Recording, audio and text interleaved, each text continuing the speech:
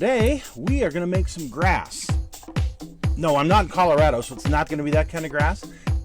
It's our techniques that are so simple and sensible, your milers have practically built themselves.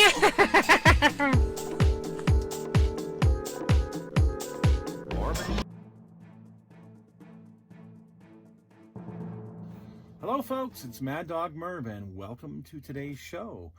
Well, today I have a 1969 Ford Galaxy hardtop. We reviewed this kit a little while ago on the Kit Hoarder Stash, and well, we've got it built. We're going to go over how I built it.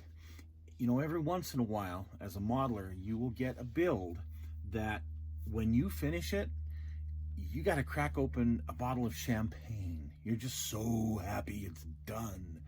And unfortunately, this was one of those kits. We'll look at it a little bit more in depth. We'll go over the build and we'll talk a little bit about the pros and cons that we had with it. So stick with us today and we'll look at this 1969 Ford Galaxy in a little more detail. So I made sure and cleaned up all of the flash that I needed to. I wiped it down and sprayed it with my 2X primer. Once it dried, I needed to make a decision on what color I was going to paint it. And I had looked at several online, and I really like this dark maroon color that Ford had on a lot of the 69 cars. I thought it looked really good, and with the door molding on the side, I thought this was going to be what I was going to do. So I needed to find a color that I had in my inventory, and I just happened to have this color by Boyd, Candy Scarlet. It's a dark burgundy color. And I like it. I think it's going to work out very well for what I'm going to do here. So I mixed some up in the airbrush and sprayed it with my lacquer thinner and gave it my normal, paint job. Once things dried overnight, I went over everything with this 4000 grit polishing pad. You've seen me do it before in my other videos. If you haven't seen it, check out some of my other car build videos. I do this quite often. And got it all nice and smooth, got rid of all the bumps on it, and it looks pretty good at this point. So I'm going for a factory look, not the factory fresh look, but 10 years down the road, factory paint job. And while I was polishing it out, there was a couple of little areas that, got a couple of little scratches in it, but I'm okay with that. And you can see here on the top what I decided to do was use just some good old-fashioned turtle wax, and I've waxed half the top and the other half I just left the way that it was. And you can see just that cream turtle wax that you used to use all the time back in the day. It does an amazing job of bringing the shine into this paint job. And like I said, you can see there on the left-hand side after I'd used the polishing pads, but nothing else. So again, I think this is going to work out for that factory finish. Looking at the hood's got a nice shine to it, and it's nice and smooth. I like the way all of this turned out. Now, here you can see on this right side how it was nice and rough. Well, not nice and rough, but kind of rough looking after I used the polishing pad. And here on the left side is after I got it all waxed out. There's a lot of different polishes I could use, but I have just found over the years that the good old-fashioned paste turtle wax, this jar I've got's like 15 years old, and it works great. And here's the finished results on the body. So now I really have to decide what else I want to do to it. And I found this picture online. This is one of the 429 4-speed cars. Look at the stripes on that. That's the factory stripes, and so I want to try and replicate that. So I'm going to take some of the Tamiya tape that I have, and I'm going to tape this off the best that I can. Now there should be a thinner little pinstripe in there, but you know what? I'm not going to do it on this. I just don't have the bandwidth right now to do it. So unfortunately, you get the thicker stripe without the two little thin stripes. But anyway, I got it all masked off. I painted it with some white. Once it dried, I took all that off, and then I masked off this area here for the side molding that you saw in the picture earlier. And I went ahead and took some Molotow chrome and put that on a brush, and I just brushed that down that chrome trim piece. So for the rest of the chrome trim, I went ahead and took some chrome out of the Molotow pen and just painted it on there. The chassis, so, oh boy. It's got the molded in everything. And I really wanted to jack this thing up in the air, give it that nice 80s look. Couldn't do it because it was all molded in. So, you know what? Yeah, it's garbage. Sorry. The interior, though, the seats were already molded in, and so was the console, and I was actually okay with that. You see how this turned out. I just painted the floor black and the back shelf black. Everything else was painted white, and then the wood trim on the doors, along with a little bit of chrome, and voila, I think it turned out okay. Now the dashboard, I really like how this turned out with the Molotow pen around the different chrome areas, the wood grain looking. I just used like Tester's leather for that, but you can see how this turned out, and I'm really, really pleased with the results. I think it looks quite good. And once it's all assembled, you can see this actually turned out pretty good. I went ahead and put the 4-speed shifter knob in there and painted up the steering wheel as well. And yeah, I think this turned out really, really good. For as simple as it is, not very many parts, but yet it turned out pretty good.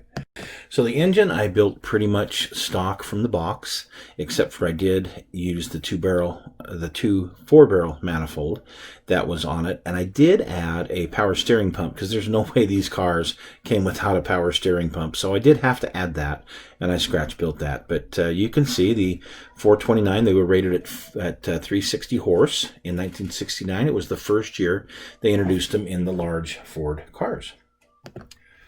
Well, here is our finished product, and as you can see, it has a beautiful shine to it. Now, remember, I was trying to go for the stock look of a paint job that had been on the car for, back then, 5-6 years and a paint job would fall off. So, but one that had been on, we're probably about 1979, 1980 maybe with this car. So, it's been well kept, but obviously some wear and tear on the paint. Nice and smooth. That turned out really good. If you were to look close, you'd see there are some blemishes though. And problem is we had these sinks right here, here, here, and here. And they are 4 spots where they have, I don't know what to call them on the inside. They go down, and these are for screws that you put up in there, and well, this is for the locators for the rear window, or sorry, for the window and for the interior tub. And it was very, very common. See those? Yeah, you can see those dimples, and I could have fixed them. I just chose not to. I just didn't want to put that much work into it. I'm kind of dog tired of these older kits. This was probably originally a promo car, is what this was molded for. And so it was just something that'd be on the dealer shelf, and they'd have the different colors that you could get the car in, and it was to promote the car itself. So they were never designed to be greatly detailed. Okay, so here's the rear tail and how that turned out. I think the where you put the key in for the trunk, I probably should have washed that a little bit better. The taillights are okay. I definitely should probably try and detail them just a little bit more. The backup lights, I need to put another coat of white on that, really thinned out to try and get that to look just right. So I'm not quite happy with how I was able to do that.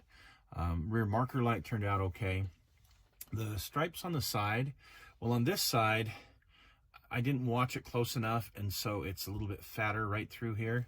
I mean, it looks okay, but again, it's not how I really wanted it.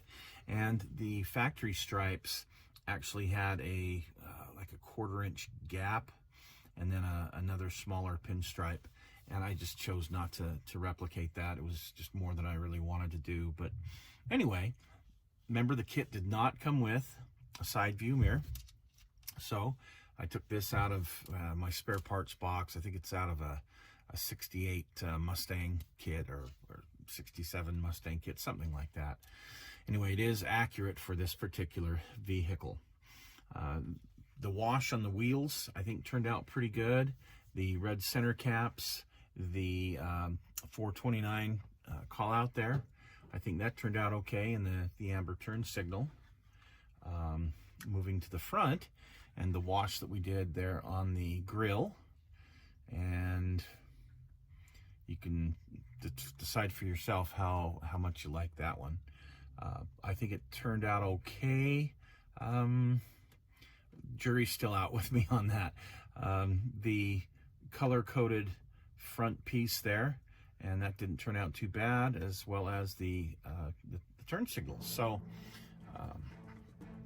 I did decide to put that hood on it. There's still a lot of dust on this thing from being in here, but anyway, I put the 69 Eliminator scoop on it instead of the scoop that came with it.